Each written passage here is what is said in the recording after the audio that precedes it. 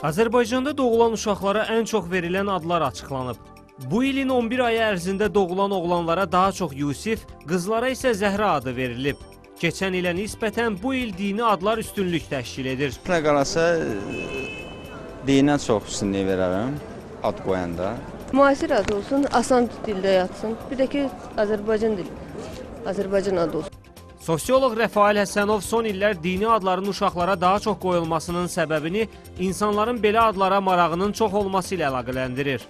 Azərbaycan müstəqillik qazandıqdan sonra dinə artan marağın dalğasında uşaqlara daha çox dini adlar verilməyə başlayıb.